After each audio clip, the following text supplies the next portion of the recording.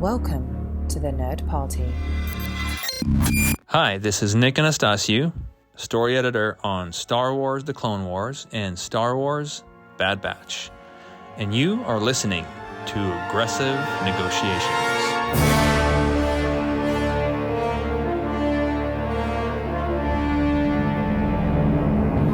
Well, hello and welcome to Aggressive Negotiations, coming at you again from Ferrix. We can't seem to get away from this place, and I am just one of your hosts, Matthew Rushing, and with me, as he is every single week, quaffing his Ferrixian ale, Jedi Master John Mills. Ooh, quaffing an ale. That sounds just right. It's not too highbrow. Exactly. It makes me... I feel like I'm part of the Ferrix crew now. Yeah. Ferrix is the Star Wars Andor version of Tatooine. It's a planet you just keep coming back to. It seems to be a nexus of activity, which is fine by me. It's fine by me, especially if you're going to build a practical set. You might as well get as much out of it as you can. I mean, absolutely. But before we dive into the last two episodes here of Andor, as this episode will drop, everybody will be watching the second season of Andor this evening. But find us wherever you get your podcasts. We really appreciate all of you who have continued to listen to us for all these years. John, I don't know if you know this, but this is episode 397. So I do now. I know that now. We're almost at 400. But you know what? Hey, you know what, Disney? You did 9 episodes of Star Wars. We've done 397. We rule. That's true. We do. I'd just like to say, if you would like to give us a gift for our upcoming 400th episode, flood us with reviews over on Apple Podcasts. We would really appreciate that. Plus, to share out the show on places on social media like X, Twitter. You can follow us at The Jedi Masters. We've got the entire network on Facebook at facebook.com/The Nerd Party. At thenerdparty.com, where you can see all the shows happening here on the network. And of course, you can find us at Join Nerd Party on X, Twitter for the entire network, and on Instagram at The Nerd Party. But John, as we round out the season here, one of the things that I was really struck by in the episode Daughters of Ferrix was how good they have gotten at creating the practical droids so that there is so much emotion that is felt with them from all of the movement, especially with the way in which there's just something very powerful about the way B deals with Marva's death, and then the performance that they give that droid to sell it to you. Yeah, I mean, it's great puppetry. It reminds me of Jim Henson style stuff where you believe in the Skeksis and stuff like that. Like they figure out how to make the thing work really well. And I agree. I think B is a charming piece of practical effects work, and I think that it enhances the scenes because it gives people something physical to interact with. It's all make-believe. We know it's all make-believe, but it's nice to see somebody talking. I mean, basically, B is a dog that can talk, and it's the conversation we all think we're having with our pets when we talk to them. And, I think that as part of that, though, what you're calling to the front here is that can't be ignored is the use of sound and the voice, the servo motor sounds that they put over it, that really brings it to life as well. It's sort of like the sound of C-3PO's walk helps give him weight and reality. And he's a guy in a gold suit, but I believe he's a droid because of the way he sounds when he moves. And I think that B, they've blended that puppetry and that sound work to make it really come to life. Yeah. Yeah, it's just one of those things where, and I think it's just endemic of the entire series, is that they've really just been paying attention to the details of every single little thing, like you just mentioned. I mean, it's not just the puppetry work, but it's all of the ways in which every single part of the production of that droid brings it to life. And they have just gotten so good at that, and which also I think makes sense that they would do that, because that's how we all felt watching K2SO in Rogue One. He became just another character the way all of the best droids do in Star Wars. And in some ways, I feel like kind of brought that in to a next level. But, Yeah.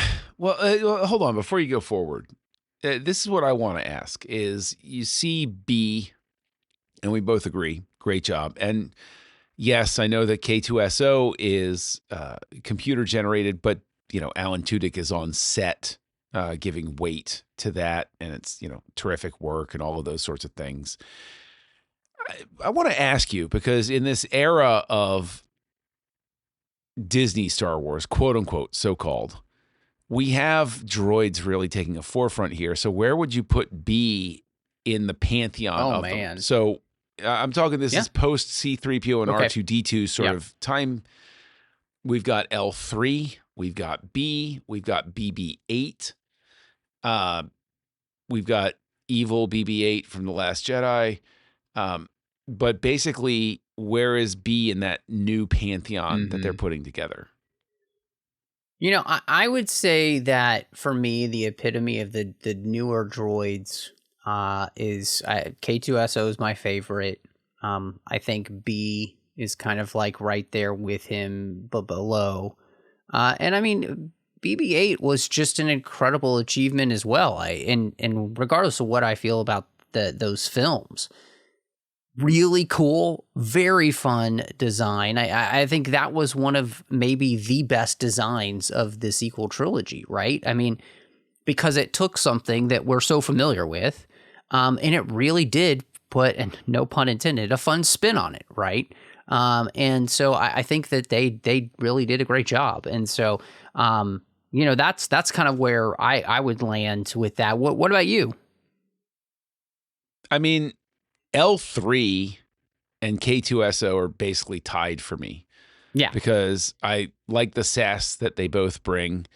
I found L3 to be equally as funny to K2. So it's like they're sort of tied there. B, I have more of an appreciation for after rewatching the series. I feel bad in a sense because you're right. BB-8 was a charming creation, and I like BB-8. Right. I think that what's unfortunate is that BB-8 is tied to a piece of the franchise that I'm least likely to rewatch. So my estimation of BB-8 is going to lessen over time through no fault of the great work done there. Yeah.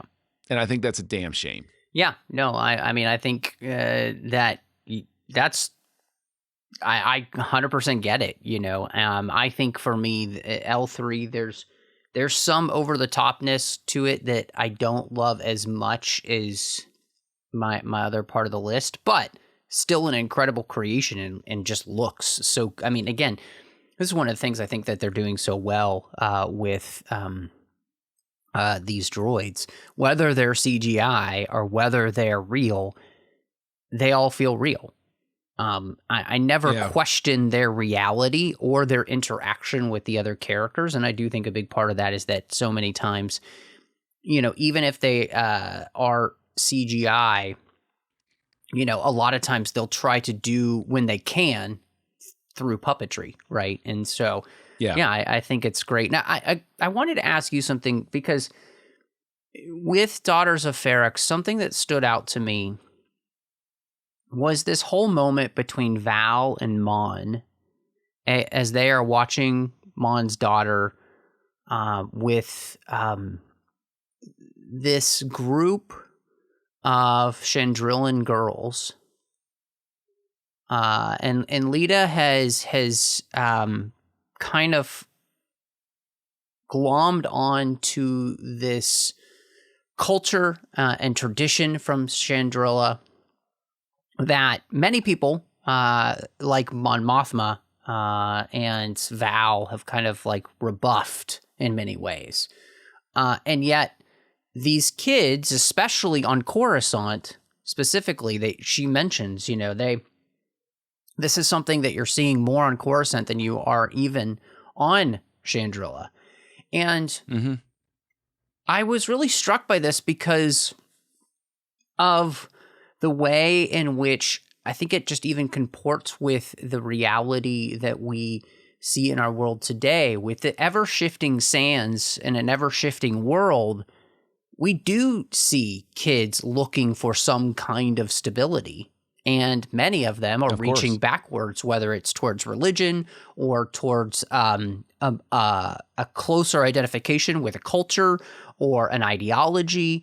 And I really enjoyed the way in which this show is tapping into that idea, because I would suspect that, again, this is a microcosm of the larger culture all over the galaxy as the Empire continues to just kind of squeeze people. Because, I mean, I feel like you're even seeing the same thing on Ferrix, right? These people are doubling down on their own life, and we kind of see that in the speech that Marva gives in the last episode, right? About how we clung to ourselves here on Ferrix. We clung to our way of life at the exclusion of everything else. And so I really liked the way that this plays in both of these episodes, because I think, again,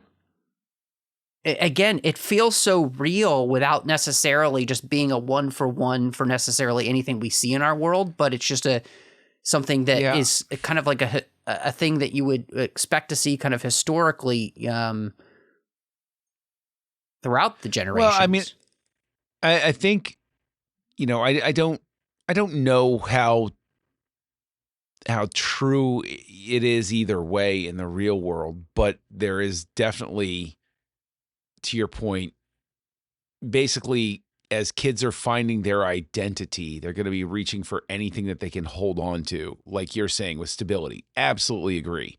We all do it. We're trying to figure out who we are. And I think that if there's any sort of meta commentary on culture or society as a whole in the show, it has specifically to do with this character, because she doesn't have parents to hold on to. The parents are there, but there's a distance. There's a lack of intimacy.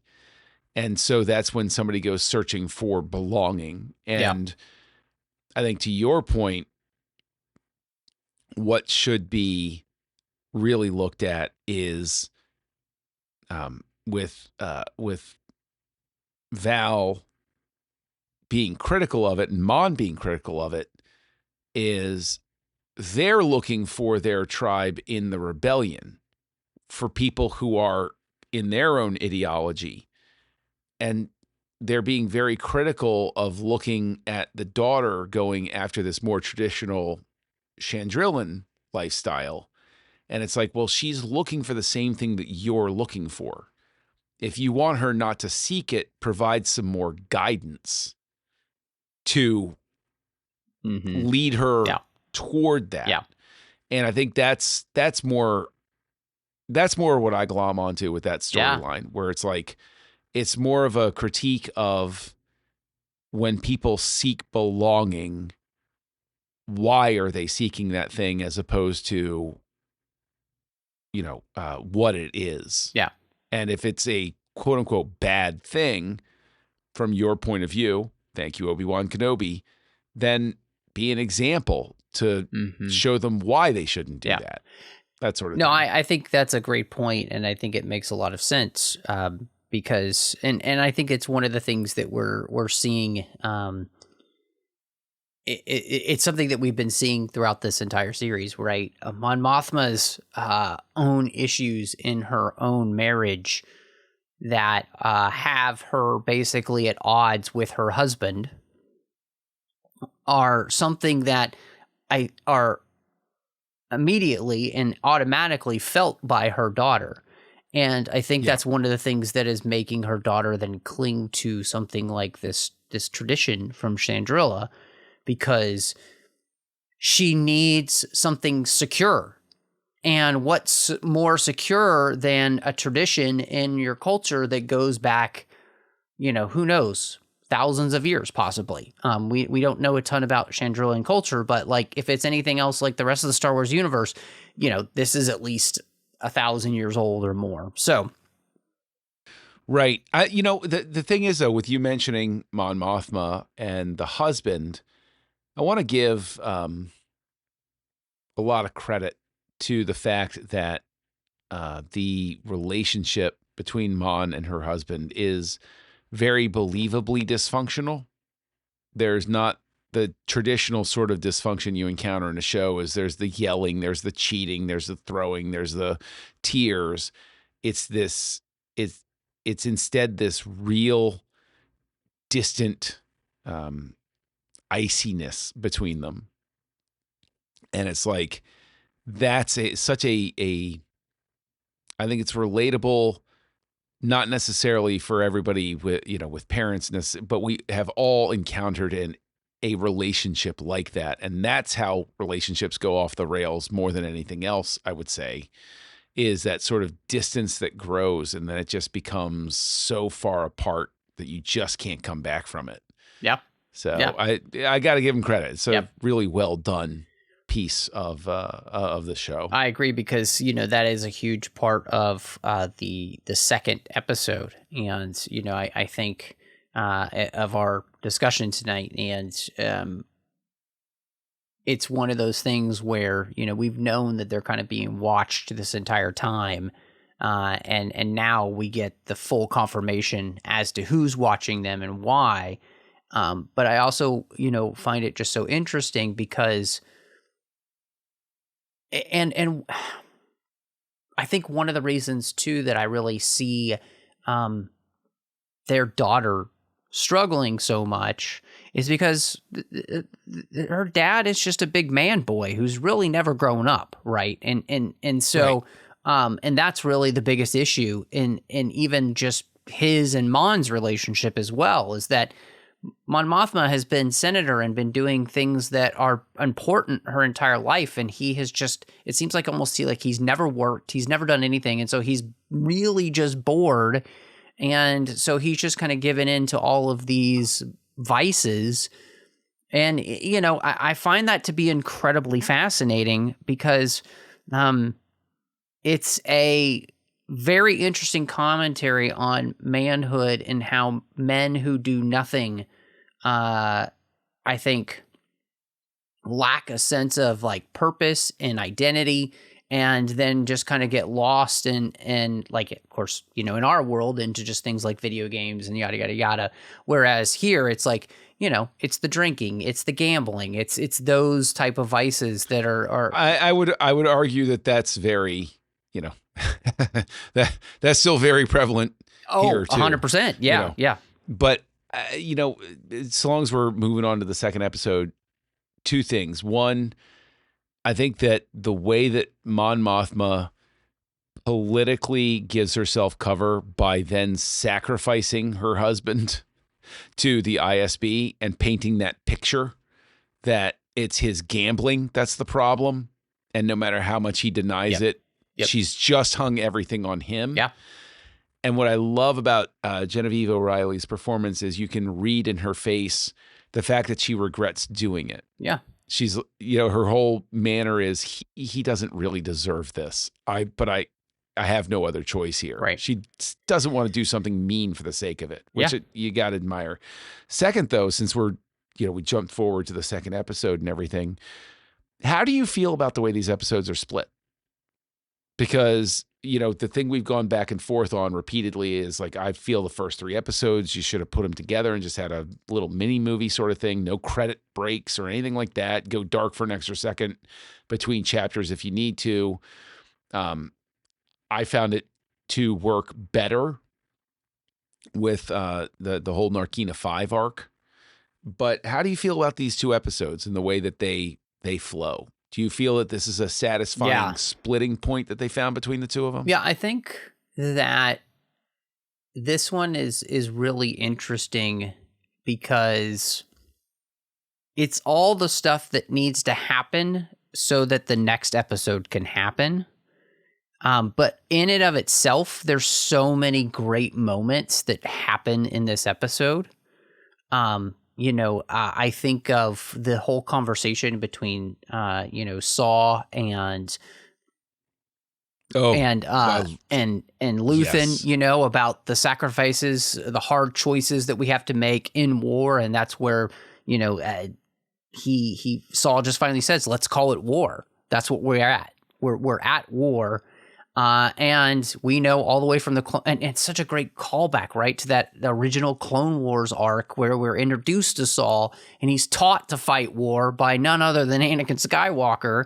And so it's so wonderful. But that whole discussion is fantastic. Then you have the escape by Luthen in the coolest ship in Star Wars, also known as the James Bond gadget ship, because that's exactly what they're modeling it after. Now, hang on a second. The inverted Star Destroyer with 3 radar dishes. Okay, don't come at me. I want that toy. It's cool. It's I very love cool. That design. And but I mean, why don't we have a Fondor Hallcraft yet? The fact that they called it a Cantwell class as a callback to Colin Cantwell, like that's the type of thing I salute, because it's like, yes, calling back to the legends. Thank you for doing that, because it definitely did look like a Cantwell design. That more 50s, 60s sci-fi type of design. Sorry, I'm sorry to cut you off, but you mentioned I'm the glad ship, you did, and because you're both absolutely ships in that right. scene are just badass. Yes, because that whole sequence is just incredible, right? And then there's such an incredibly small moment in that scene, though, where they have registered his ship, right, as Alderaanian. And yet what do? They say, no, we're gonna search him anyway because it's good practice. It's that Imperial overreach, and this show has done such a great job of continuing to show how the Empire doesn't care anymore because it doesn't think anybody can stop them. And that's just a tiny little moment there, but it reminds you of exactly why Luthen is out there in the first place, and why they're willing basically to be at war. And it's just so good. So I actually think that the breakup of the episodes really work, because the other thing is, coming into the final episode of Rick's Road, that whole piece is just a movement that does need to sit on its own, I believe, because it is marvelously crafted, and it's like the final movement of a dirge, which that's what is being played at, of course, for the funeral, and the music, of course, having such an incredible part to this. I mean, it is, the episode is defined by the music as well, and so I think it does need to stand alone by itself, because the way that they crafted it is incredibly moving and I would say picture perfect. But I don't know, what did you think? Because I know that, for you, the editing has been a little more up and down, of course, than it has been for me. I was fine with the split point that they had. I think it works. I think this is an example of when a series splits the episodes right. If I were to quibble with the individual episodes, I think there are certain things that could have moved a little bit quicker, been a little bit tighter. But that's me. I'm impatient, I guess. There are certain things where I would have, maybe cut some of the bridge moments. I would have, I leaving alone something like the funeral scene that functions the way it needs to. Maybe there's some other stuff, ships landing, people walking, like that could be tightened up a little bit more, and I would point back to something like how Return of the Jedi handles Vader going from the Death Star down to Endor. That's pretty quick compared to the shuttle landing here with Dedra. I'm not trashing it. I'm just saying, like, just a little bit quicker in those type of moments is where I would throw the flag on that. But overall, I think the 2 episodes work right in terms of the way that they're cut. So I guess a lot of my stuff winds up being anchored to the way the show began with a lot of those complaints. But it really seems like they figured it out by the time they got to here. But the thing is, I'm going to move backwards for a second because Mon Mothma is going to a lot of effort to frame her husband as the reason for their money troubles. And I think that I want to ask you, do you think they've done a good enough job establishing that the Emperor is not in a position to make a move against any senators at this point? Because Mon Mothma, and with how powerful the ISB is, they could get her, no problem. They could make it look worse than it is. They could do whatever they wanted to. What do you think holds the Emperor's hand? Because I have my headcanon about it. Where do you land with that? Yeah, I putting it all into context of where we are. I believe that the Emperor is basically waiting until he thinks he has ultimate power, which is going to be the Death Star. Yeah, well, I mean that, and then in the original Star Wars, is where they have the line. But it's not just that. But it's like, and hence that's why, they are specifically looking for a way to discredit Mon Mothma, financially. They are looking into her life. They're trying to find a way to discredit her because what they need to do is they need to be able to paint her to the HoloNet as, this. She portrays herself as being this great, person who cares about liberty and justice for all. And look what she's been doing, with her own finances. They need that kind of scandal so they can completely smear her, ruin her, and discredit her in a way that, and which terrifyingly feels so real in our world, right? Like that the same type of thing is happening here. So that's how I think of it. She becomes a martyr if you arrest her. Exactly. 100%. But if you character assassinate her, you plant enough doubt in everybody's mind with like, oh, she's just another corrupt politician. Exactly. Yeah, I agree with that. And yes, obviously, once the Death Star is made, the Emperor's like, hey, I don't got to worry about this anymore. Womp womp. Sorry. Luke Skywalker shows up. Yeah, I accept that. I mean, it's like any other KGB style thing. Exactly. Yeah. Where it's like, it's more worthwhile to discredit the person in the public's eye so that their value as a symbol is tarnished. Yeah, exactly. Yeah. And I think you just, you said that really well because you can't make this person a martyr that people then want to follow and to prop up as being then another reason for people to rebel, right? And so especially since all of Mon Mothma's actions have been ones to which you can kind of see the ways where if it's not done correctly, she would become a beacon of rebellion. And that's the last thing, obviously, that they want. And so I wanted to ask you, too, this last episode, right, will always have Ferrix. It all comes back to Ferrix here. And the entire season has slowly been building to this moment where all of our characters come together. They're literally all on, on the same street, right?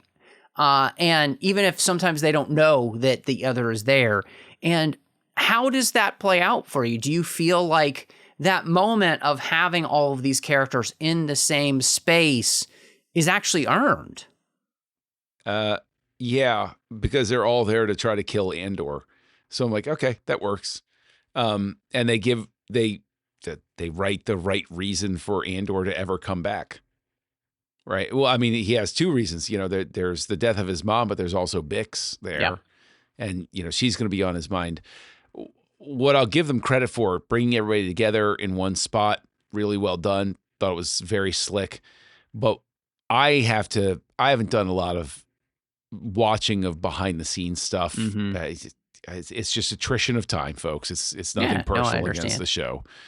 But there's a specific shot when they're just starting to march down the road and the Empire's on the other side. It's like the building in the center and everybody's marching toward this climactic point. It very much evoked, and I have to find out if this is on purpose, the gunfight that kicks off The Wild Bunch by Sam Peckinpah. Yeah. And it's a really great way to build tension. But when I saw it this time, I was like, oh, that feels like The Wild Bunch. I have to find out if I'm inventing a connection in my brain or if that's on purpose, because That's a good question. Feels like it has to be on purpose. Yeah, and I can't remember because I did watch the behind the scenes extras, and I can't remember if they said that was one of their inspirations. But honestly, from what we know of Gilroy, I can't imagine something like that wouldn't be one of their inspirations. And so because these guys are very steeped in that type of lore from film. Well, let me ask you this question. Obviously it boils over. We have a big, the big riot and pacification scene and everything like that. How do you feel that plays out? Do you ever lose your sense of place in the edit of all of the mayhem going around? Do you ever lose your sense of place? Do you ever say, wait, how did he get over there? So, does it ever not track for you? I will say that it doesn't feel like that. I feel like it intentionally sometimes feels discombobulating because you are right in the action. Like there's that moment, where Dedra's on the ground and, then she gets saved by Syril, and you're with her in that moment of feeling her try to crawl for her gun and basically almost kind of in a space where you can see a little bit more than she can, but in many ways her view is kind of your view. And so you don't get a sense of the greater goings on. And I thought that was really well done. And I loved the way in which this, in a lot of, it pulled from, I think some more modern filmmaking when it comes to like the films you would see like Black Hawk Down or something like that, where there's just that ultra confusion of the moment, so that you really do feel that fog of war when you're literally in the moment. Oh yeah, well, I'm not talking about that in specific. I'm talking about when like Syril is on the steps and he gets to her, like building up to that. Do you ever feel that the pieces of where people are? I mean, yeah, that's a good question. I'm not trying to lead the witness here. No. Obviously, I think there are certain moments where I'm like, oh wait, how are they looking at that there? That sort of thing. Yeah, I think that's a good question. I don't honestly, I mean, for myself personally, I don't think I put too much thought into it. And I think, so I would say I wasn't personally bothered by anything like that. And so, but were you, did you find yourself pulled out, or did you find yourself a little bit lost in the edit at all? Bothered is not, is that's too big a word for me. I think it gets to something so basic as there are a couple of moments where the guy who stabs them in the back and goes to the Imperials to tell them that he's seen the guy and Andor's got to be in that building. Like where that building is in relation to everything else I couldn't draw a map on the street of where it was in relation to everything. That's the type of thing I'm talking about. Is it enough for me to be like, this show sucks? Not in the least. But there are moments where it feels a little bit. Okay. Yeah. When you're in the riot scene, absolutely should feel exactly the way that it did.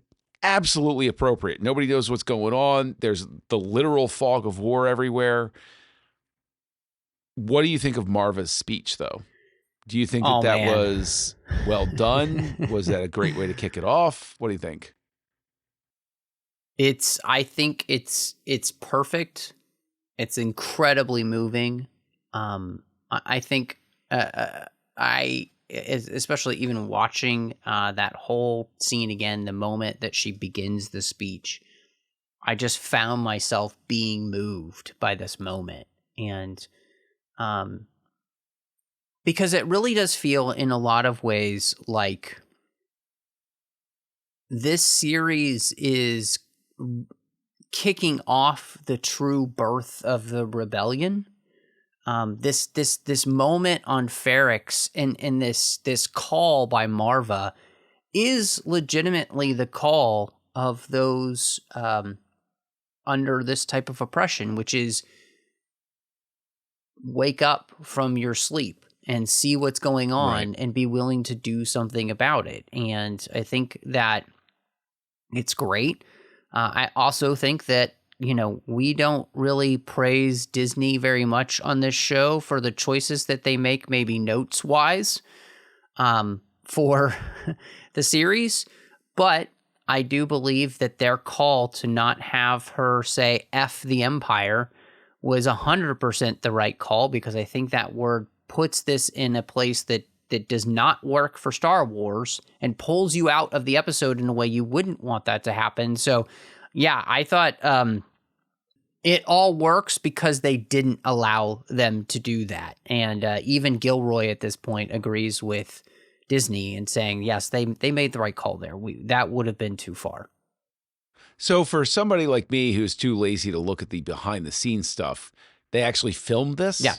Did they actually film it and then cut it? Or did they just write it and they looked at the script and they were like, no, they filmed her saying it and they cut it and they changed it to fight the Empire.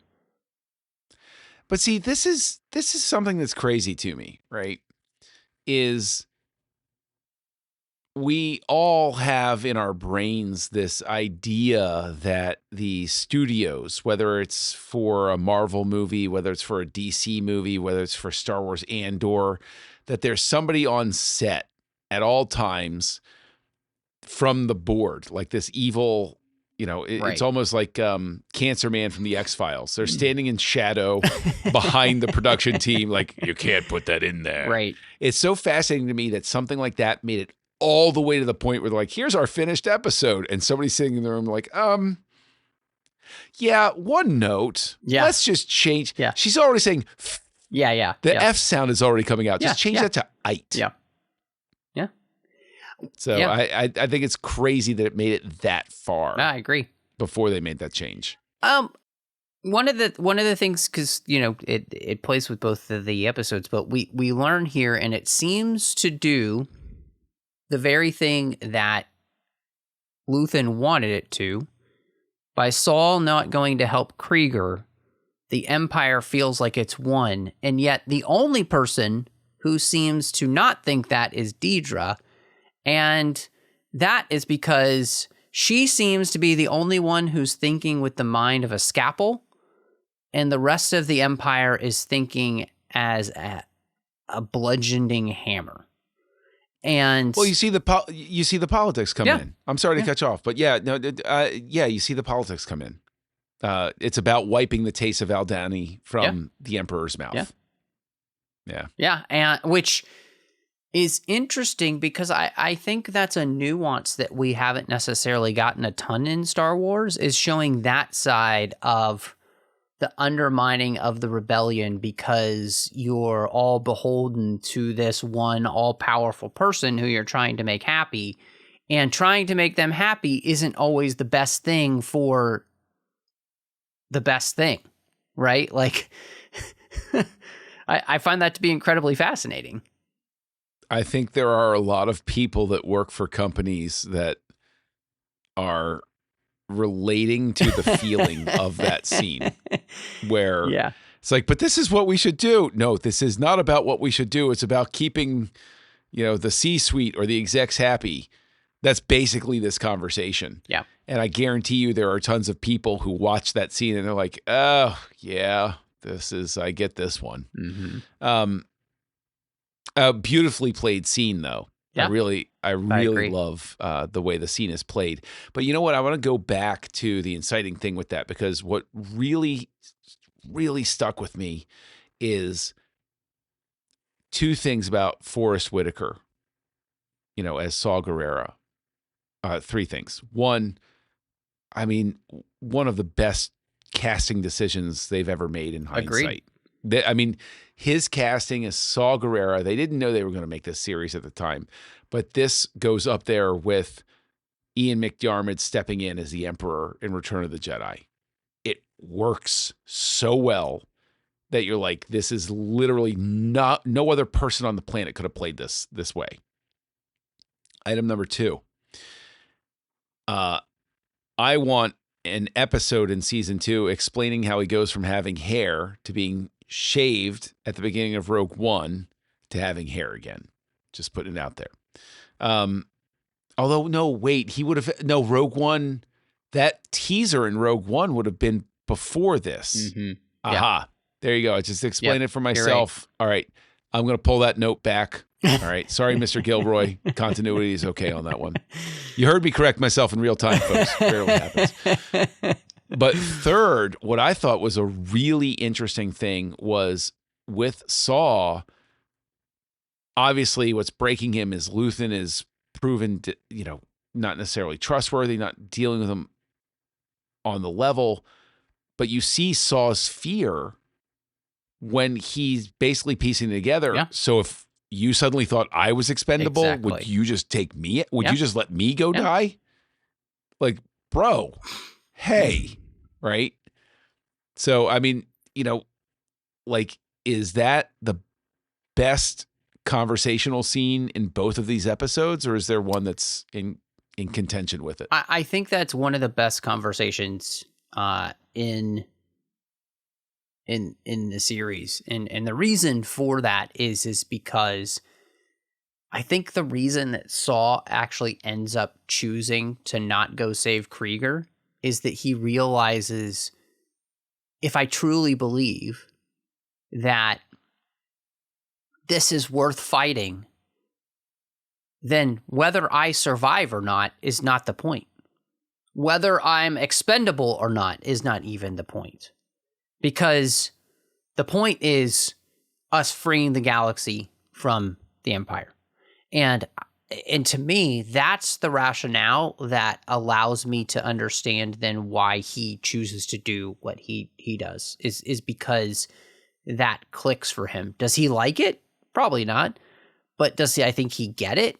Yeah, I think he gets that. And I also think, though, that it builds into the idea of, when we see Saw in Rogue One, it's just one more, brick in the wall for him of his paranoia to the point where he's almost completely paralyzed in Rogue One. Can I be honest with you that what I sincerely hope does not happen in season 2 is I hope they don't spend screen time showing him hanging out with or getting or capturing the Borgullet.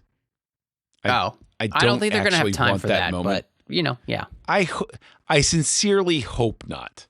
I don't like that. That's the one thing I'll give the show credit for, is there are other shows that would waste that scene of, here is my new pet, the Borgullet, right? I'm just hoping that doesn't happen. I agree. So, yeah.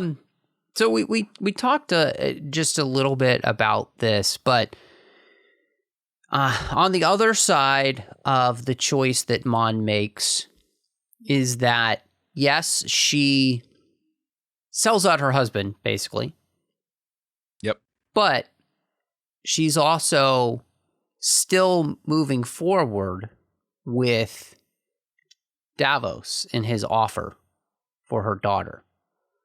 And so I wanted to ask you about how you felt about that, because if she does this thing where she sells out her husband, I mean, is it necessary for her to necessarily go down this route, or is she doing this just because she also still needs to have access, to the money?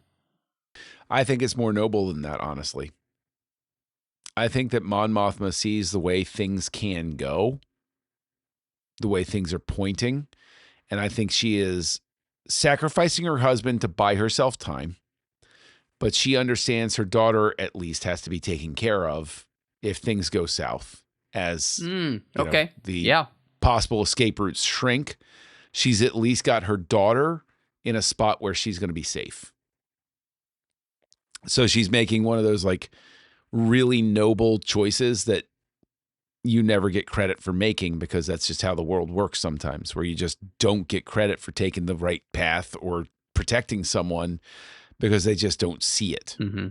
And you'll ruin everything if you tip your hand. Well, and I mean, her daughter is not actually against this, right? Her daughter is actually into the idea of the traditional ways on Chandrila. And so therefore, this might actually be the first thing that her daughter sees her doing for her that she's appreciative of, which is interesting, right? Even though Mon Mothma clearly isn't excited about this still.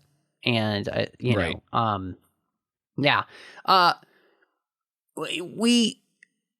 the episode culminates obviously in rebellion.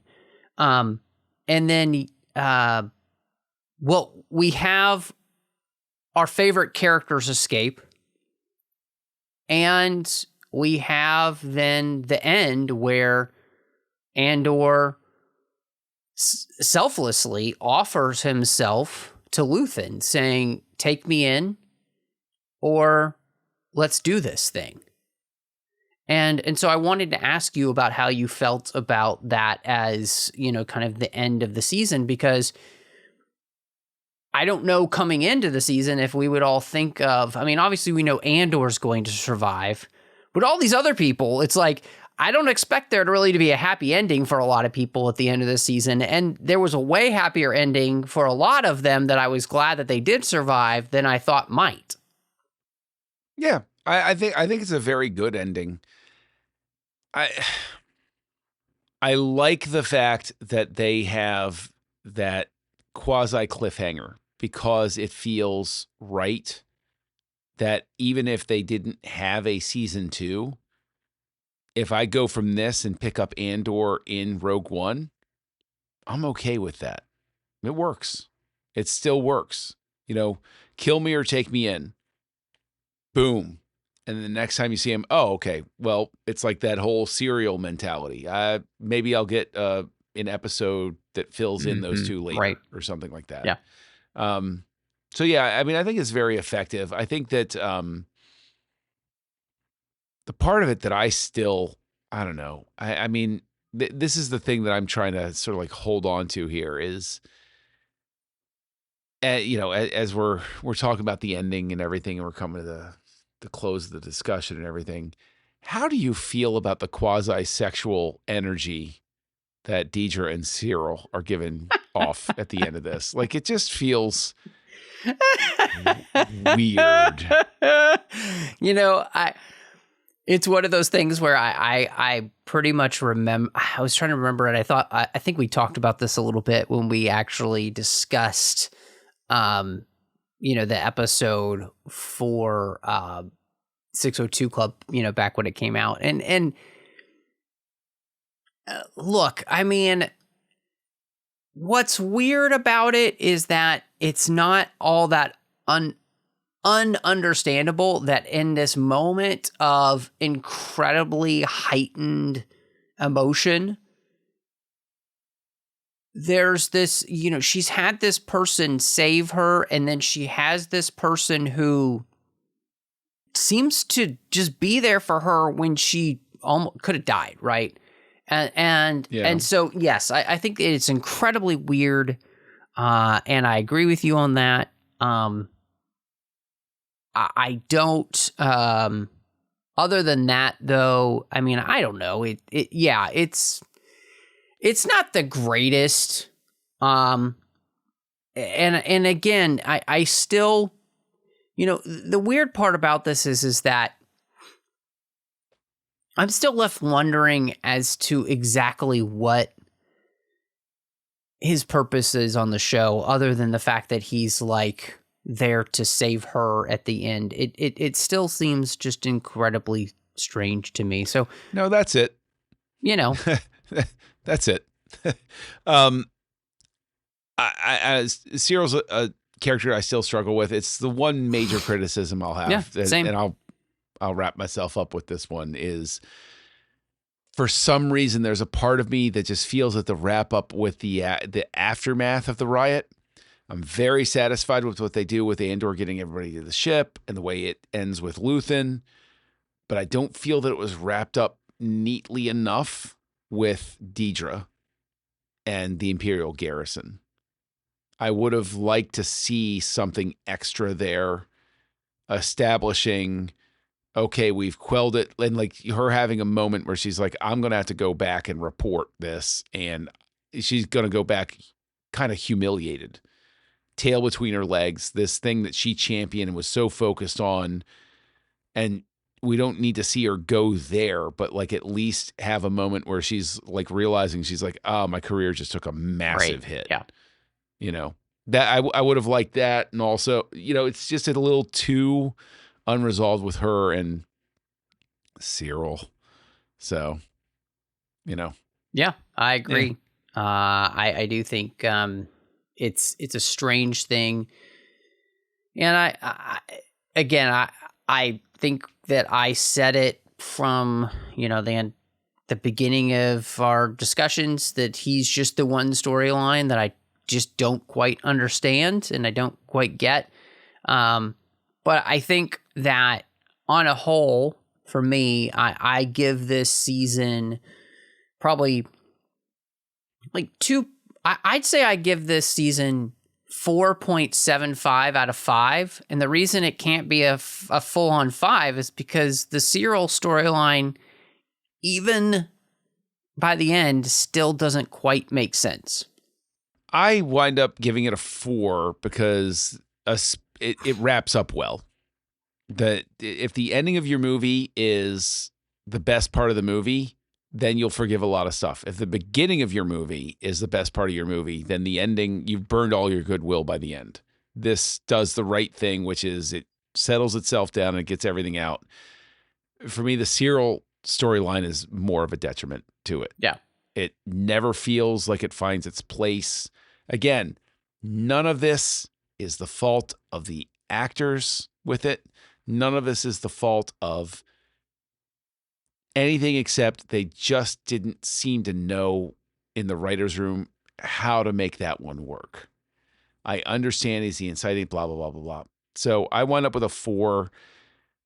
In a crankier day, I probably wound up giving it a 3.5. But at the end of this rewatch, series overall, 4-star series. Nice, man. That's great. Well, if people wanted to catch up with you then and see what you've got going as we look towards Andor Season 2, where can they find you? Well, gosh, you can find me as Kessel Junkie out there in the wild space of the internet. And you can find me right here on the network co-hosting a show called House Lights with Darren Moser and Tristan Riddell, where we have a lot of fun talking about different directors and their movie efforts and everything. It's a time. Come on by and hang out. And speaking of hanging out, I find myself over at the 602 Club, which is some place that is where people can find you online. But where else can they find you? Yeah, you can find me all over social media under the name Matt Rushing02. Of course, here on the network, you'll find me with a show called Owlpost with Drea Kaufman, as we talked about every single chapter of the Harry Potter series, one chapter at a time. You'll also find me outside of the 602 Club on the TFM network, talking about a lot of different Star Trek shows, like Warp 5, Artificial Tango, Saddle Up, which talking about Strange New Worlds. We've got To the Journey or The Orb. I mean, there's so many great shows over there, so I hope you'll check all of those out. But John, I think it's Corellian whiskey night over at the temple. So I think it's time to close these negotiations. Perfect timing. I also want to have them replace the chimes with a gong, like on that Ferrix. would be fantastic. So, that would be pretty cool. Good way to bring us back. So, Master Rushing negotiations are closed.